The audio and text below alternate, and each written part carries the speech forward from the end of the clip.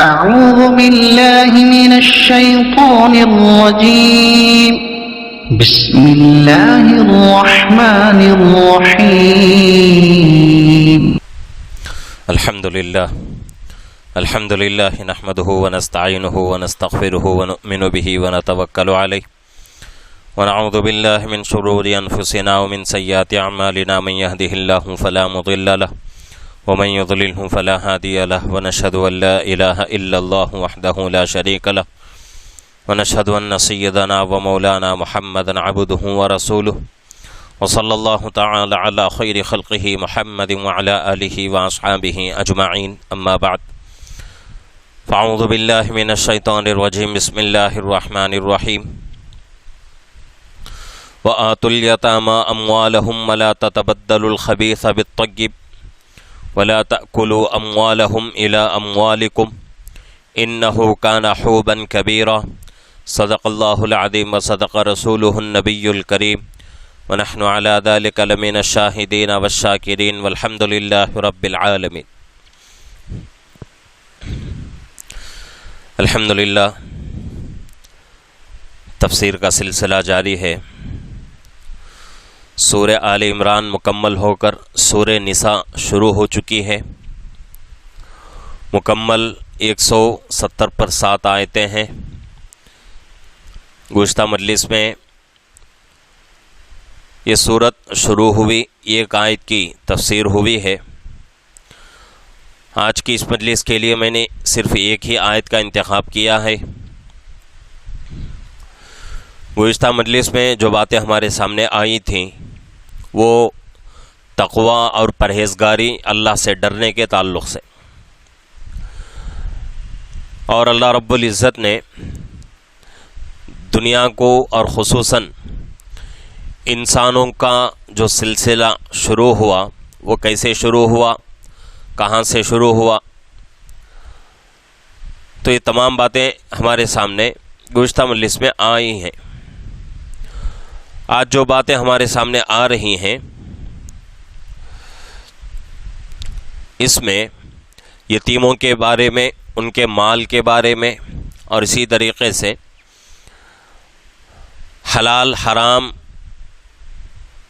جو مال بغیر سوچے سمجھے کماتے ہیں اس کے بارے میں آج ہمارے سامنے بات آ رہی ہے.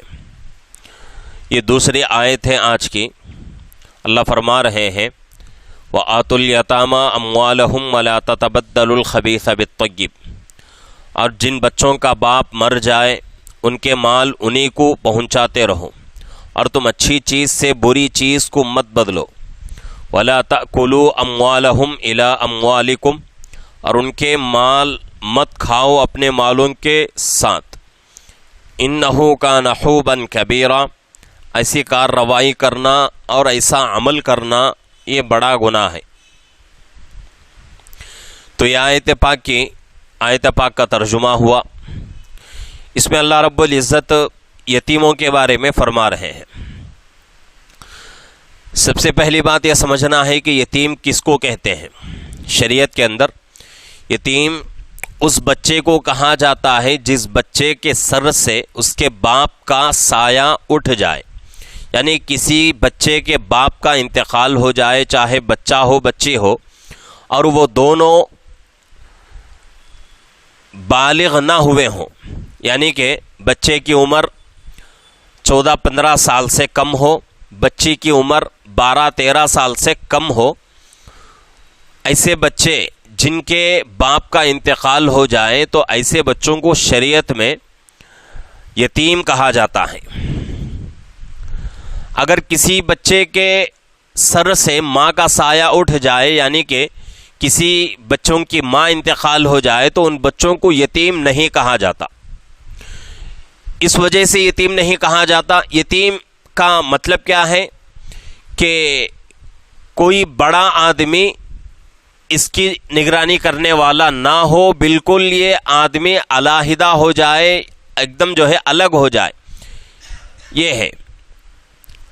اب باپ مر جائے کسی کا، وہ بچہ اگر لڑکا ہے تو 14-15 سال سے اس کی عمر کم ہو، لڑکی ہے تو 12-13 سال سے اس کی عمر کم ہو، تو ان بچوں کو یتیم کہا جاتا ہے۔ اگر ایسے ہی بچے، اتنی ہی عمر کے بچوں کی ماں اگر دنیا سے جاتی ہے تو ان بچوں کو یتیم نہیں کہا جاتا۔ کیوں؟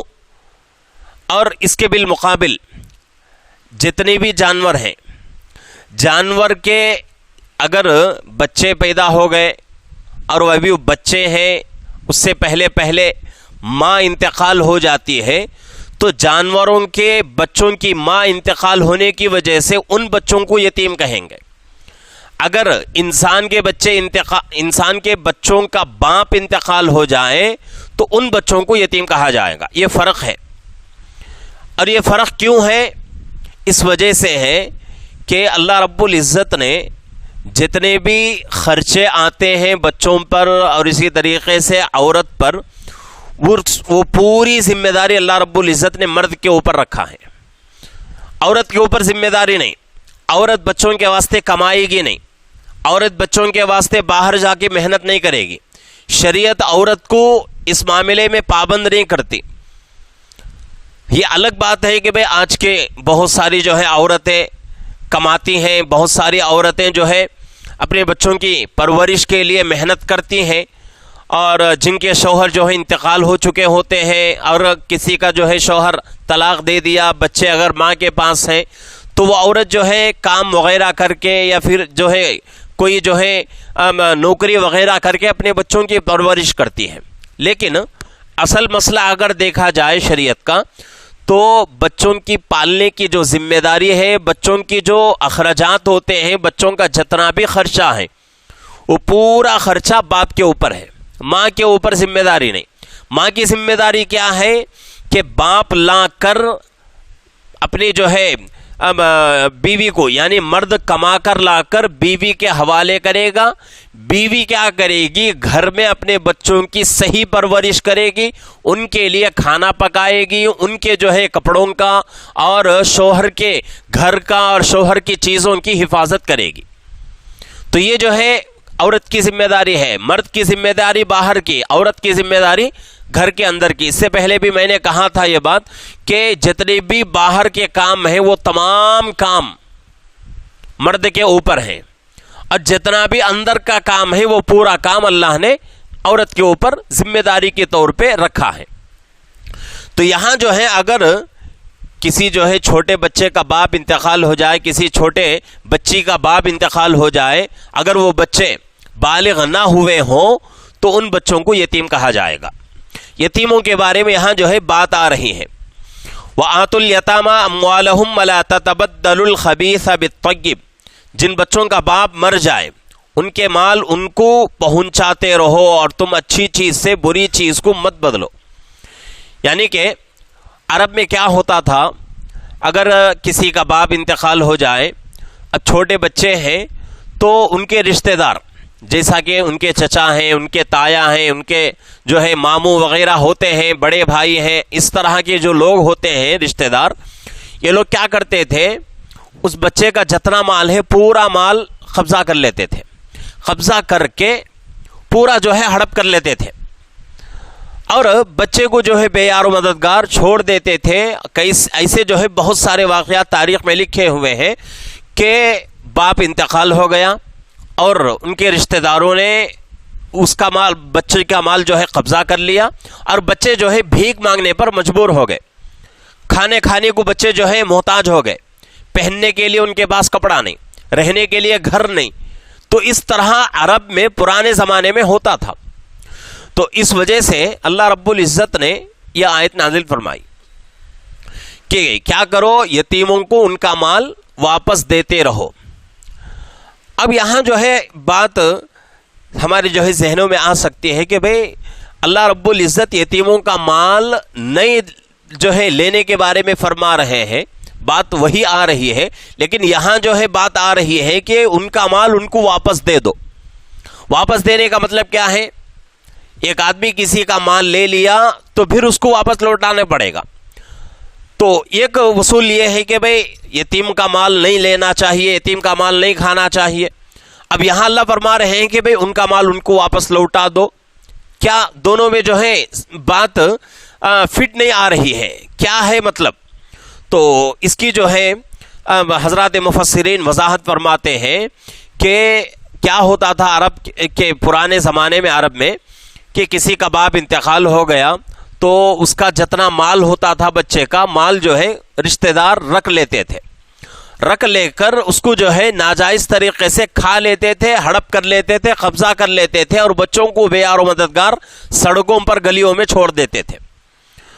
تو اس وجہ سے اللہ رب العزت فرما رہے ہیں کہ بھئی اگر کوئی آدمی یتیم کا مال اس نیت سے لیتا ہے کہ بھئی یہ بچہ ابھی جو ہے کم عمر ہے، اگر اس کے پاس مال رہے گا تو اس بچے کو معلوم نہیں ہے کہاں خرچ کرنا ہے، کتنا خرچ کرنا ہے، تو اس لیے کچھ دنوں تک میں جو ہے اس پیسے کی، اس مال کی جو ہے حفاظت کروں گا، اس نیت سے اگر کوئی آدمی لیتا ہے تو اللہ فرما رہے ہیں کہ بھئی ان کا مال ان کو واپس لوٹا دو۔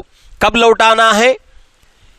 بالغ ہونے سے پہلے لوٹانے کی اجازت نہیں، بلکہ بالغ ہونے کے بعد۔ بچے جب بالغ ہو جائیں، یعنی کہ لڑکا اگر ہو تو اس کی عمر 14-15 سال پار ہو جائے، لڑکی اگر ہو تو اس کی عمر 12-13 سال پار ہو جائے، تو ایسے بچوں کا مال ان کی عمر آنے کے بعد ان کو واپس لوٹا دو، اس وجہ سے کہ اب وہ بچے بڑے ہو چکے ہیں، اب وہ بچے بڑے ہو چکے ہیں، اب اچھا برا ان کو معلوم، اچھے برے کی تمیز ان کے اندر آ گئی، کہاں خرچ کرنا ہے کہاں نہیں کرنا اب ان کو معلوم ہو گیا۔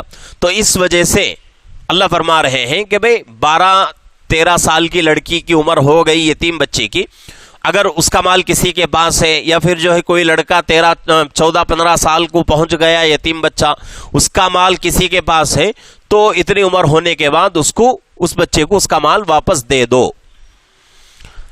اب دوسری جو ہے یہاں ایک اشکال ڈاؤٹ یہ بھی ہوتا ہے کہ بھئی 12-13 سال کی بچیوں کے اندر ہمارے یہاں وہ صلاحیت نہیں آتی، 14-15 سال کے بچوں کے اندر وہ چیز نہیں آتی، اگر ان کے پاس مال دے دیا جائے، ان کو جو ہے ان کے حوالے کر دیا جائے تو وہ لوگ جو ہے ختم کر دیں گے۔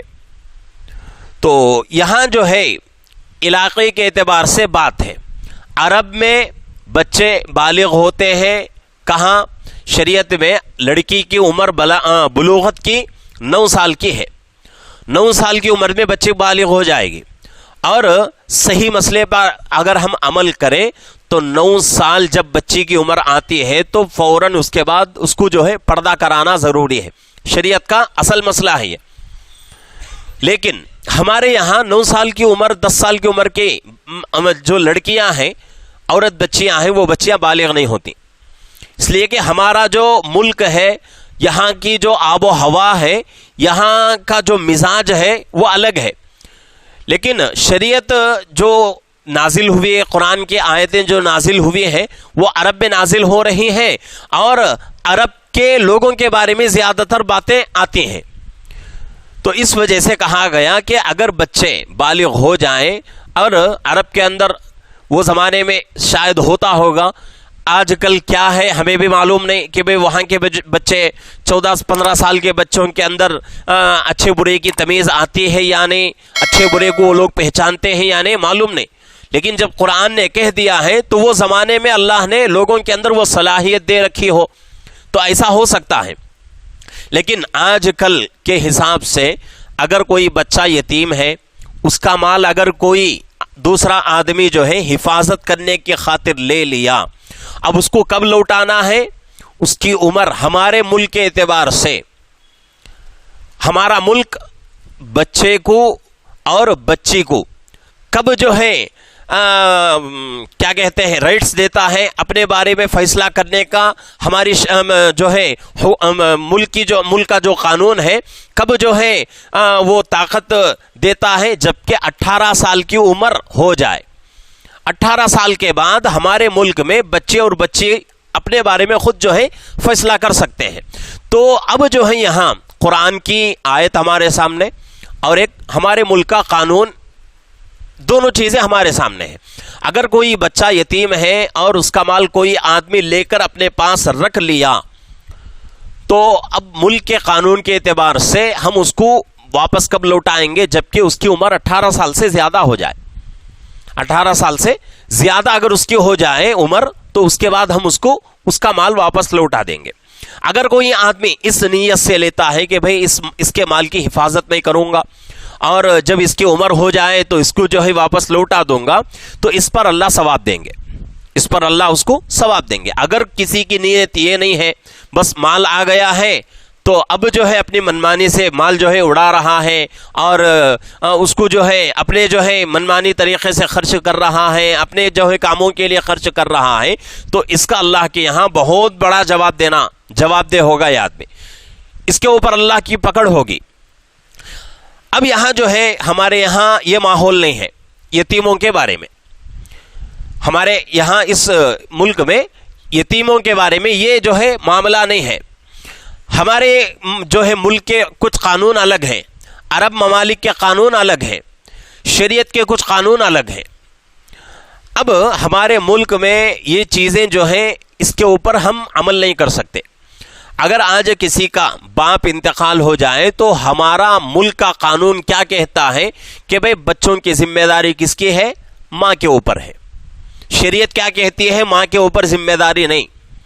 کون اس کی ذمہ داری پورا کرے گا؟ بچے کے چچا اور بچے کے دادا، بچے کے تایا، یہ لوگ جو ہے بچے کی ذمہ داری پوری کریں گے.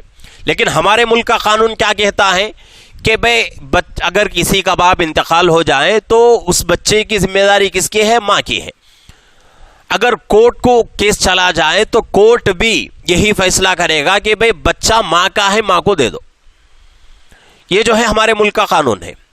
لیکن شریعت کا قانون الگ اور ہمارے ملک کا قانون الگ. تو اسی لیے میں بہت جو ہے مرتبہ کہتا رہتا ہوں کہ ہمارے اس ملک میں، کیونکہ یہ جمہوری ملک ہے، سیکولر ملک ہے، تو اس ملک میں رہتے ہوئے اسلام کے مکمل قوانین پر ہم عمل نہیں کر سکتے. عمل کریں گے تو ملک کا قانون اس کے خلاف ہونے کی وجہ سے ہم کو جو ہے مصیبت اٹھانی پڑتی ہے، ہمارے اوپر پریشانیاں آئیں گی. تو اس وجہ سے ہم کیا کریں گے؟ ہمارے اس ملک میں اس چیز پر عمل نہیں کریں گے. لیکن عام طور سے شریعت کا حکم یہی ہے. اب دوسری بات یہ ہے کہ بھئی یتیموں کے بارے میں یہاں فرمایا گیا ہے. اب اس سے ہمیں کیا لینا دینا؟ اس لیے کہ ہمارے ملک میں عمل نہیں ہوتا اور عام طور سے یہاں جو ہے ایسا مسئلہ نہیں رہتا. تو یہ جو ہے چیز ہمارے ذہنوں کے اعتبار سے بیکار سمجھ میں آتی ہے. لیکن یہ بیکار نہیں ہے. اللہ رب العزت یہاں جو ہے یتیموں کے بارے میں فرما کر یہ کہہ دینا چاہتے ہیں، یہ فرمانا چاہتے ہیں کہ بھئی صرف یتیم نہیں بلکہ جتنے بھی کمزور لوگ ہیں، جتنے بھی بیوہ ہیں، جتنے بھی جو ہے غریب لوگ ہیں، ان تمام لوگوں کی مدد کرنا ہماری ذمہ داری ہے. اور مدد جو ہے دو طریقے سے ہوتی ہے، ایک شخصی مدد اور ایک اجتماعی مدد. شخصی مدد کس کو کہتے ہیں؟ ابھی میں نے کہا یتیم کے بارے میں کہ بھئی کسی کا باپ انتقال ہو جائے تو اس بچے کا مال کوئی جو ہے اس کا دادا ہو، چچا ہو، تایا ہو، بھائی ہو، یہ لوگ جو لے کر کیا کریں گے؟ اس کی حفاظت کریں گے، بعد میں اس کا مال اس کو واپس لوٹا دیں گے. اور اس کے ساتھ ساتھ وہ لوگ جو ہے اپنی طور سے کچھ تھوڑی بہت مدد بھی کریں گے. تو اس کو جو ہے شخصی مدد کہا جاتا ہے. اجتماعی مدد کیا ہے کہ بھئی ہمارے معاشرے کے اندر کوئی غریب ہے، کوئی بیوہ ہے عورت جس کا شوہر انتقال ہو چکا، یا مطلقہ عورت ہے یعنی جس کا شوہر اس کو طلاق دے چکا اور اس کے گزارے کا کوئی اب راستہ نہیں ہے، کوئی غریب یا یتیم ہے جس کے کوئی جو ہے فکر کرنے والا نہیں ہے. تو ایسے لوگوں کی تمام مسلمانوں کی ذمہ داری ہے کہ تمام مسلمان اکٹھا ہو کر ایسے لوگوں کی مدد کریں. یہ ضروری ہے. اگر اس کو ہم بیکار سمجھیں گے تو پھر بہت بڑا دین کا حصہ جو ہے چھوٹ جائے گا. دوسرے پارے کے اندر بھی جو ہے باتیں آئی تھیں یتیموں کے بارے میں اور اسی طریقے سے محتاجوں کے بارے میں، غریبوں کے بارے میں باتیں سب جو ہے ہمارے سامنے گزر چکی ہیں.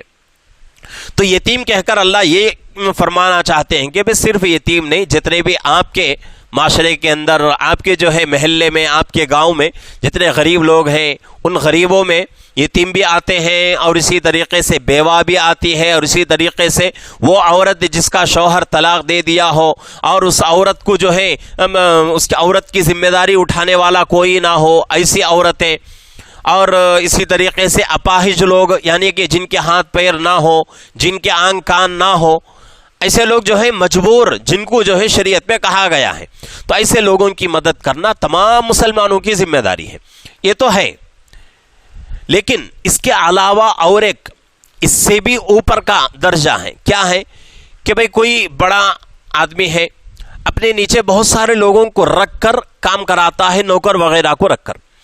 اب جو آدمی کام کرا رہا ہے، بڑا آدمی جس کو ہم اپنی زبان میں جو ہے مستری کہتے ہیں، اس کے نیچے بہت سارے لوگ لیبر رہتے ہیں، کام کرنے والے. اگر بڑا آدمی جو مستری ہے وہ آدمی اپنے لیبر کا حق ادا نہیں کرتا، ان کی مزدوری پوری نہیں دیتا، وہ آدمی بھی اس آیت کے تحت گنہگار ہو جائے گا. اس لیے کہ یہاں فرما دیا گیا، آگے آ رہی ہے، اب یہ بات ہمارے سامنے آ رہی ہے، وَلَا تَتَبَدَّلُ الْخَبِيثَ بِالطَّيِّبِ، پاک مال کو ناپاک مال سے مت بدلو، پاک مال کو ناپاک مال سے مت بدلو.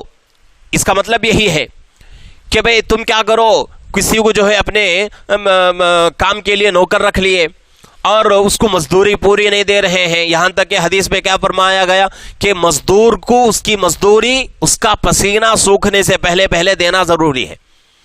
آج حالت کیا ہے، کتنے لوگ ایسے ہیں جو مزدوروں کا حق ادا نہیں کرتے، اپنے لیبر کا حق ادا نہیں کرتے. اور آج کل جو ہے لیبر بھی ایسا جو ہے اتنا خراب طبقہ ہوتا جا رہا ہے کہ وہ لوگ اپنے جو ہے مستری کے پاس ایڈوانس کے طور پہ شروع میں پیسے لے لیتے ہیں، لے کر کچھ دن رہتے ہیں، اس کے بعد بوریا بستر باندھ کر چلے جاتے ہیں. تو یہ جو ہے عام طریقے سے ہوتا رہتا ہے. کل جو ہے ایک آدمی سے ملاقات ہوئی، رات کی بات میں کہہ رہا ہوں. انہوں نے اپنے کام کے لیے 2 لوگوں کو رکھا، اور وہ آنے والے جو لیبر ہیں انہوں نے کیا کیا، اس آدمی سے یعنی کہ اپنے مستری سے کہا کہ بھئی ہمیں پیسوں کی ضرورت ہے، تم کیا کرو 31,000 روپے ہمیں دے دو، اور جب کام شروع کریں گے تو تھوڑا تھوڑا ہماری جو ہے تنخواہ میں سے پکڑ لینا. تو اس آدمی نے دے دیا 30,000 روپے، رات میں دیا، صبح ہوتے ہوتے دونوں جو ہے گاؤں چھوڑ کے چلے گئے. ایسا جو ہے ماحول، ادھر کچھ جو ہے مستری حضرات ناانصافی کر رہے ہیں لیبر کے ساتھ، اور لیبر جو طبقہ ہے وہ بھی جو ہے اپنے جو ہے مستریوں کے ساتھ ظلم کا جو ہے معاملہ اور ناانصافی کا معاملہ کر رہا ہے. تو دونوں طبقے غلط طریقے پہ جا رہے ہیں، غلط جو ہے ٹریک پہ جا رہے ہیں. آقا کے لیے ضروری ہے کہ بھئی اپنے جو ہے نوکر کا حق ادا کرے، نوکر کے لیے ضروری ہے کہ اپنے آقا کے ساتھ امانت داری کے ساتھ رہے. تو یہ بہت ضروری ہے. اگر یہاں فرمایا جا رہا ہے تو کوئی آدمی جو ہے یہاں یہ نہ سمجھے کہ بھئی صرف مستریوں کے بارے میں اور جو کام کرانے والا آدمی ہے ان کے بارے میں بات آ رہی ہے، لیبر کے بارے میں بات نہیں آ رہی ہے. ایسی بات نہیں، بلکہ ایک عام طور سے ایک وصول جو ہے وہ بتا دیا گیا. لیکن اگر سوچیں گے تو اس میں وہ لوگ بھی آ جائیں گے. تو اس لیے بہت ہی ضروری ہے کہ لیبر کا طبقہ ہو یا پھر جو ہے مستری کا طبقہ ہو، دونوں جو ہے ایک دوسرے کے حقوق ادا کریں. بڑے لوگ چھوٹے لوگوں کا خیال رکھیں، چھوٹے لوگ بڑے لوگوں کے ساتھ امانت داری سے رہیں. یہ بہت ضروری ہے. تو اس لیے فرمایا گیا وَلَا تَتَبَدَّلُ الْخَبِيثَ بِالطَّيِّبِ. اور اس میں جو ہے وہ تمام حرام کمائی آ جاتی ہے جس کو شریعت جو ہے حرام کہتی ہے. چوری کرنا، دھوکے سے مال کمانا، اور اسی طریقے سے رشوت لینا، یعنی کہ لنچم جس کو کہا جاتا ہے. تو یہ تمام چیزیں جو ہے شریعت میں ناجائز ہے، حرام ہے. تو اس لیے فرمایا گیا وَلَا تَتَبَدَّلُ الْخَبِيثَ بِالطَّيِّبِ. پاک مال کو ناپاک مال سے مت بدلو. ہمارے پاس پاک مال ہے، ہم اس کو جو ہے ناجائز طریقے سے ناپاک کیوں کریں گے؟ یہ اچھی بات نہیں ہے. اگر کوئی آدمی پاک مال کو ناپاک مال سے بدلتا ہے تو اللہ کی طرف سے حالات بھی اس کے اوپر ویسے ہی آئیں گے. جو لوگ حلال حرام کی تمیز نہیں کرتے اور بس مال کمانا ہی مقصد ہے، تو ان لوگوں کو جو ہے پوچھ کر دیکھیں گے بھئی ان کی زندگی میں کتنا سکون ان کو مل رہا ہے، کتنی پریشانیاں جو ہے ان کی زندگی میں آ رہی ہیں. تو وہ آدمی، اس آدمی کو اگر معلوم ہو جائے کہ بھئی یہ پریشانیاں حرام کمانے کی وجہ سے آ رہی ہیں، تو کبھی بھی وہ آدمی حرام کے قریب نہیں جائے گا. لیکن ہم جو ہے اتنی دور تک سوچتے نہیں ہیں.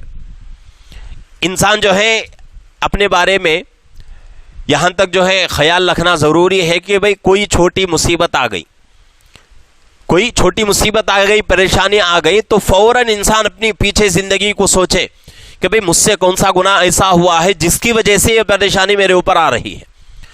تو اگر یہ چیز انسان کے اندر رہی تو اللہ رب العزت جو ہے کیا کریں گے، اس کو وہ گناہ یاد دلائیں گے جس کی وجہ سے انسان پر مصیبت آئی ہے. جب گناہ یاد آ گیا تو اللہ سے توبہ کرنے کی توفیق اللہ دیں گے. جب اللہ سے انسان توبہ کرے گا تو اللہ معاف کر دیں گے، وہ مصیبتیں بھی ختم ہو جائیں گی. ابھی جو ہے ایک 3-4 دن پہلے کی بات ہے، ہمارے شہر کا نہیں ہے واقعہ، دوسرے شہر کا ہے.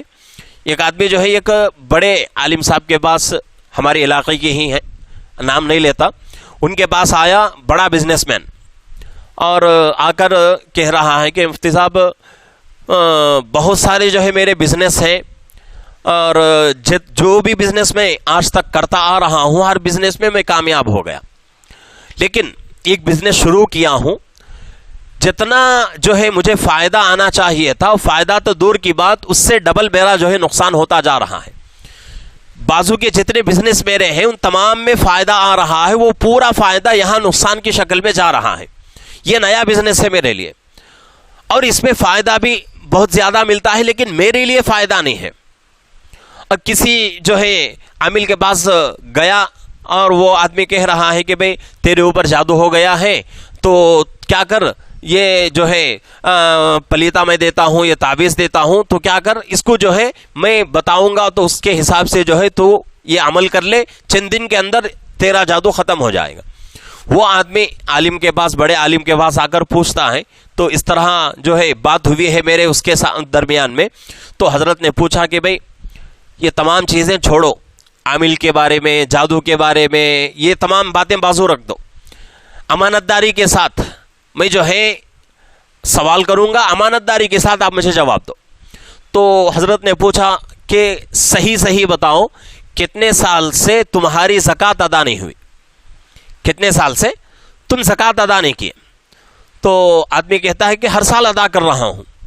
تو حضرت نے پوچھا کہ بھئی زکوٰۃ ادا کرنے کا مطلب کیا ہے؟ اگر تمہارے اوپر لاکھ روپے زکوٰۃ ہے تو 5,000 10,000 روپے زکوٰۃ ادا کر دیے، یہ نہیں ہے. لاکھ روپے اگر ہے تو لاکھ روپے مکمل کتنے سال ادا کیے، کتنے سال کی تمہاری جو ہے پینڈنگ ہے؟ تو اس نے کہا کہ حضرت زکوٰۃ تو ادا کرتا ہوں لیکن آج تک حساب کر کے میں نے زکوٰۃ ادا نہیں کیا. تو حضرت کہتے ہیں کہ بھئی آج ایک پین اور پیپر لے کر لکھ کر میں آپ کو دے دوں گا کہ جب تک آپ اپنے پورے جائیداد کی، اپنی پوری پراپرٹی کی، اپنے پورے بینک بیلنس کی حساب مکمل کر کے زکوٰۃ ادا نہیں کرتے، تب تک کوئی عامل تمہاری مدد نہیں کر سکتا. پہلے جا کر اپنے معلوم کی زکوٰۃ ادا کرو مکمل طریقے سے، اس کے بعد دیکھو اللہ کی طرف سے کیسے فیصلے آتے ہیں، اللہ کی طرف سے کتنی مدد آتی ہے، اللہ کی طرف سے کتنی برکتیں آتی ہیں. تو یہ سارے جو ہے ہم اپنے اوپر مصیبتیں لاتے ہیں، ہم اللہ کے احکامات پورے نہیں کرتے. چلنا تھا دوسرے راستے پر، چل رہے ہیں دوسرے راستے پر. اب اس لیے یہ ساری مصیبتیں ہمارے اوپر آتی ہیں. اور جب یہ مصیبتیں آتی ہیں تو عام طور سے آج اچھے لوگ اس چیز میں پھنسے ہوئے ہیں. کوئی جادو کر دیا، کوئی جو ہے اور کرا دیا، کوئی جو ہے میرے اوپر جن کا حملہ ہو چکا، اچھے لوگ اس کے شکار ہیں. ایسے لوگ اگر میں کہوں تو آپ لوگ پریشان ہو جائیں گے کہ وہ لوگ اس جو ہے باتوں میں بہک رہے ہیں جو لوگ مسجدوں کے ذمہ دار ہیں. ذمہ دار سے بھی بڑھ کر جو لوگ جماعتوں میں 4 مہینے جا کر آ گئے، چلے جن کے بہت سارے لگ گئے، وہ لوگ بھی ان چیزوں میں بہک رہے ہیں. کیوں؟ اس لیے کہ ہمارا عمل مکمل نہیں، اللہ کی طرف سے حالات آتے ہیں تو انسان کا فوراً ذہن کدھر جاتا ہے؟ اس طرف چلا جاتا ہے، کسی عامل کو جو ہے ڈھونڈتے ہیں۔ تو ایسے جو ہے بہت سارے جو ہے ہوتے رہتے ہیں۔ تو اس لیے سب سے پہلی بات ہم کو یہ کرنا ہے کہ بھئی ہم یہ سوچنا ہے کہ میرے طرف سے غلطی کون سی ہوئی، کون سا گناہ مجھ سے ہوا، اس غلطی کو سدھارنے کی کوشش کریں، فوراً انشاءاللہ اللہ کی مدد آئے گی۔ ورنہ تو پھر جو ہے غلطیاں ہم کرتے رہیں، عاملوں کے پاس پھرتے رہیں، ادھر بھی پیسہ ہمارا بزنس کے لائن پہ نقصان، اور ادھر بھی عاملوں کے پاس ہمارا پیسہ نقصان، عاملوں کے پاس اتنا پیسہ ہمارا لٹ جائے گا۔ ایسی جو ہے کارگزاریاں ہمارے پاس ہیں، میرے پاس ہیں، کہ ہمارے علاقے کے کچھ عامل ایسے ہیں جو ایک ایک کیس کے لیے لاکھ لاکھ روپے لے لیے، ایک ایک کیس کے لیے لاکھ لاکھ روپے لے لیے، لیکن کام نہیں ہو سکا۔ تو یہ تمام جو ہے دھوکہ ہے، ان چیزوں میں نہیں پڑنا ہے ہم کو۔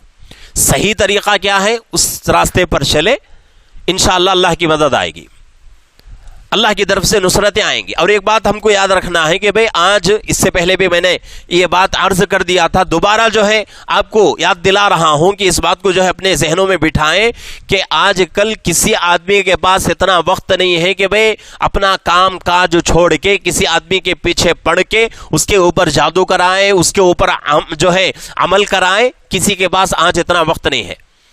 آج اتنا تمام دنیا کے لوگ اتنا جو ہے مشغول ہیں، اتنا جو ہے ان کو فکر ہے اپنی زندگی کے بارے میں، اپنی روزی کے بارے میں، کہ اگر اپنا کام ہو گیا، ایک دو گھنٹے ان کو مل رہے ہیں تو ان 2 گھنٹوں میں بھی لوگ جو ہے پیسہ کمانے کی کوشش کرتے ہیں، سوچتے ہیں کہ بھئی یہ 2 گھنٹے کیوں بیکار کریں، ان 2 گھنٹوں میں کوئی چھوٹا موٹا کام کر لیا، 2 گھنٹوں میں 100-200 روپے آ گئے تو بھی جو ہے میرا فائدہ ہو جائے گا۔ اتنا جو ہے لوگ بزی ہو چکے ہیں۔ تو ایسے جو ہے بزی کے ماحول میں، ایسے بزی کے زمانے میں لوگ جو ہے ہمارے پیچھے بڑھ کر کیا جو ہے ہمارے لیے جادو وغیرہ کرا سکتے ہیں۔ تو اس لیے بہت ضروری ہے جو صحیح طریقہ ہے اس طریقے پر آنا ہے۔ آگے اللہ فرما رہے ہیں وَلَا تَأْكُلُوا أَمْوَالَهُمْ إِلَىٰ أَمْوَالِكُمْ، ان کے مال مت کھاؤ اپنے مالوں کے ساتھ، یعنی کہ یتیموں کا مال، بیواؤں کا مال، غریبوں کا مال، محتاجوں کا مال، ان کو منہ مار کے جو ہے ان کا مال اپنے مال میں ملا کر مت کھانا ہے۔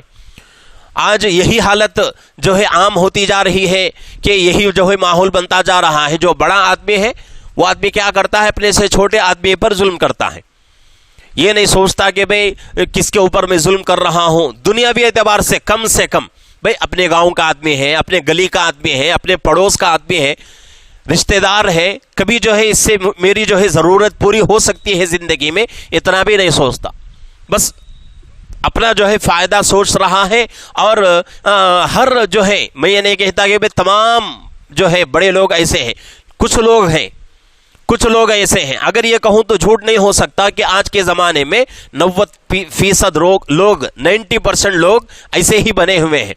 بڑے آدمی ہیں وہ لوگ چھوٹے آدمیوں کو جو ہے کچل کر، چھوٹے آدمیوں کو جو ہے پریشان کر کے ان کا مال جو ہے ہڑپ لینے کی کوشش کرتے ہیں۔ تو ایسا جو ہے یہ اللہ فرما رہے ہیں وَلَا تَأْكُلُوا أَمْوَالَهُمْ إِلَىٰ أَمْوَالِكُمْ، ان کے مال مت کھاؤ اپنے مالوں کے ساتھ ملا کر، إِنَّهُ كَانَ حُوبًا كَبِيرًا، ایسی کارروائی کرنا بڑا گناہ ہے، ایسے تمام کام اللہ کے نزدیک بہت بڑا گناہ ہے، ان گناہوں سے بچنا ہے۔ اگر ظلم کریں گے تو ظلم کا بدلہ اللہ ضرور دیں گے، ہر حال میں ملنا ہی ملنا ہے۔ کسی ایک آدمی کو ہم نے آج ایک بات کہا ناجائز طریقے سے تو کل ایک انسان ایسا پیدا ہوگا، اس کے بدلے میں، اس ایک بات کے بدلے میں ہمارے لیے وہ آدمی 10 بات کہہ کر چلا جائے گا۔ ظلم کا بدلہ اللہ دنیا میں بھی دیں گے، آخرت میں بھی دیں گے۔ دنیا میں بھی اللہ ذلیل کریں گے ظالم کو، اور آخرت میں تو دردناک عذاب ہونا ہی ہے۔ اب جو ہے ہمارے سامنے جو ہے تازہ کہ فلسطین کے اور غزہ کے مسلمانوں پر ظلم ہو رہا ہے، مظلوم لوگ ہیں، وہ حماس کے لوگوں پر ظلم ہو رہا ہے، مظلوم لوگ ہیں، اور ظالم کون ہے؟ یہودی، اسرائیل ہے۔ اسرائیل جو ہے ظلم کر رہا ہے، اور اللہ کے نبی پاک صلی اللہ علیہ وسلم نے حدیث میں ارشاد فرمایا کہ بھئی قیامت اس وقت تک قائم نہیں ہوگی جب تک کہ مسلمانوں اور یہودیوں کے درمیان بہت بڑی جنگ نہ ہو جائے۔ ایسی جنگ ہوگی کہ مسلمان تلاش کر کے یہودیوں کو ماریں گے۔ اس زمانے میں یہودی کسی پتھر کے پیچھے، کسی درخت کے پیچھے چھپے گا تو بھی وہ پتھر، وہ درخت، وہ جھاڑ گواہی دے گا کہ میرے پیچھے یہودی چھپا ہوا ہے، اس کو مار۔ وہ زمانہ آئے گا۔ کیوں؟ اس لیے کہ ظلم کا بدلہ اللہ دے رہے ہیں۔ اگر قرآن شریف کے آیتوں کو دیکھیں گے تو تفسیروں کے اندر بات آتی ہے کہ دو باتوں کا اللہ رب العزت نے ذکر فرمایا ہے قرآن پاک میں، کہ ان لوگوں کے اوپر 2 مرتبہ جو ہے فساد ہوگا، 2 مرتبہ ان کے اوپر ظلم ہوگا، اور یہ اس کے بعد اگر یہ لوگ ہماری طرف پلٹ جائیں تو ہم ان کو عزت سے نوازیں گے، نہیں پلٹتے تو پھر جو ہے ہم کیا کریں گے، ان کے ساتھ ویسا ہی معاملہ کریں گے۔ اور وہ 2 واقعات ہو چکے یہودیوں کے، ایک بخت نصر کا اور ایک تیتس رومی کا۔ دونوں جمعہ کے اندر جو ہے، میں نے کل جمعہ گزرا ہے اور اس سے پہلے جمعہ گزرا ہے، بیانات جو ہے یوٹیوب کے اندر موجود ہیں، آپ اس کو جو ہے غور سے سنیں تو آپ کو تاریخ معلوم ہوگی کہ ان 2 جمعہ کے اندر میں نے یہودیوں کے بارے میں ان کی تاریخ بیان کی ہے کہ بخت نصر ایک بہت بڑا بادشاہ گزرا ہے، اس نے اتنا ظلم کیا یہودیوں کے اوپر، اس کو بیان نہیں کیا جا سکتا۔ اس کے بعد حضرت عمر رضی اللہ عنہ کے زمانے سے پہلے تیتس رومی، ایک روم کا بہت بڑا بادشاہ عیسائی، اس نے ایسا ظلم کیا کہ ہیکل سلیمانی کو جڑ سے اکھاڑ کر پھینک دیا۔ ایسا ظلم کیا، ایک دن میں اس نے 70,000 یہودیوں کو قتل کیا، 70,000 یہودیوں کو قیدی بنا کے روم لے کر چلا گیا۔ یہ 2 واقعات کا ذکر ہے قرآن کے اندر۔ تو اللہ نے فرما دیا ہے کہ اگر اس کے بعد بھی یہودی صحیح راستے پر آ گئے تو ہم عزت دیں گے، لیکن اگر یہ لوگ سیدھے راستے پر نہیں آتے، ظلم جو ہے کرتے رہیں گے مسلمانوں کے اوپر، تو ہم ایسی حالت ان کے اوپر لائیں گے کہ اس کے بعد وہ لوگ، ان لوگوں کا وجود ہی دنیا سے ختم ہو جائے گا۔ تو اب وہ واقعہ ہونے والا ہے، وہ جنگ ہونے والی ہے، اور کب ہوگی اس کے بارے میں کوئی گارنٹی نہیں، لیکن ضرور ہوگی۔ اب جو ہے اتنا زیادہ ظلم ہوتا جا رہا ہے کہ اس کی کوئی حد نہیں ہے، تو ظلم کا بدلہ اللہ رب العزت دنیا میں ضرور دیں گے۔ تو اس لیے ظلم سے جو ہے ہر حال میں اپنی زندگی کو پاک رکھنے کی ضرورت ہے۔ کسی بھی صورت میں دنیا کے زندگی کے کسی لمحے میں، کسی سیکنڈ میں ہمارے اندر یہ ارادہ بھی پیدا نہیں ہونا چاہیے، ہمارے اندر یہ بات دل میں پیدا نہیں ہونا چاہیے کہ بھئی فلانا آدمی غریب ہے، اس کو جو ہے میں کیا کروں گا، اپنی طاقت سے اس کو جو ہے ہرا دوں گا، اس کو جو ہے نیچا دکھاؤں گا۔ اگر یہ بات دل میں پیدا ہو گئی تب بھی سمجھ لو کہ ظلم کے ایک دروازے پر ہم پہنچ گئے۔ تو اس لیے ظلم سے اپنی زندگی کو پاک رکھنا ہے، اور خصوصاً یتیموں کے ساتھ، بیواؤں کے ساتھ، کمزور لوگوں کے ساتھ مدد کا معاملہ کرتے رہنا ہے۔ اس کے ذریعے سے اللہ ہماری زندگی میں برکتیں دیں گے اور اللہ ہماری کمائیوں میں برکتیں دیں گے۔ اور اسی میں سے جو ہے آج ہمارے مدارس بھی آتے ہیں کہ مدارس کے بچے جو ہے، بہت سارے لوگ جو ہے اعلانات کرتے ہیں کہ بھئی ہمارے مدرسے میں یتیم بچے پڑھتے ہیں۔ تو میں جو ہے اس رمضان میں یہ بات صاف طور سے جو ہے کہہ دیا تھا کہ بھئی میں ایسا اعلان نہیں کرتا مدرسے کے لیے کہ بھئی ہمارے مدرسے میں یتیم بچے پڑھتے ہیں، غریب بچے پڑھتے ہیں، نہیں، ہمارے مدرسے میں مالدار بچے پڑھتے ہیں، اور یتیم بچے 1-2 بچے ہیں صرف، مالدار بچے بہت زیادہ ہیں۔ لیکن اس کے باوجود بھی ہماری ذمہ داری یہ ہے کہ بھئی آج کل جو مدارس ہمارے چل رہے ہیں ان کے ساتھ بھی ہم مدد کا معاملہ کریں، اور ان مدارس کا پورا جو ہے ہم لوگ خیال رکھیں۔ اس سے بھی انشاءاللہ ہماری زندگی میں برکتیں آئیں گی، اور ہمارا پیسہ مدارس میں لگ رہا ہے، اور اس کے ذریعے سے جتنے بچے حافظ بن رہے ہیں، جتنے بچے عالم بن رہے ہیں، اس کے بعد ان بچوں سے جتنا کام ہوگا اور اس کے ذریعے سے قیامت تک جتنا کام ہوتا رہے گا، اس تمام ثواب میں ہمارا حصہ ضرور رہے گا۔ اسی کو جو ہے صدقہ جاریہ کہا جاتا ہے کہ بھئی کسی مدرسے میں کسی بچے کو جو ہے اپنے خرچے سے حافظ بنا دیا، اپنے خرچے سے جو ہے عالم بنا دیا، اپنے خرچے سے جو ہے اس کی ضروریات پوری کر لیے، یا پھر جو ہے کسی مدرسے میں چندہ دے دیا، تو یہ جو ہے ہمارے لیے صدقہ جاریہ بن جائے گا۔ تو یتیموں، غریبوں اور بیواؤں کے ساتھ ساتھ مدارس کی بھی پوری ہم کو جو ہے مدد کرنا ہے۔ اللہ رب العزت سے دعا ہے کہ اللہ رب العزت ہم تمام کو غریبوں کے ساتھ، یتیموں کے ساتھ، بیواؤں کے ساتھ مدد کا معاملہ کرنے کی، اور اللہ کے دین کے لیے اپنا مال خرچ کرنے کی اللہ ہم سب کو توفیق عطا فرمائے۔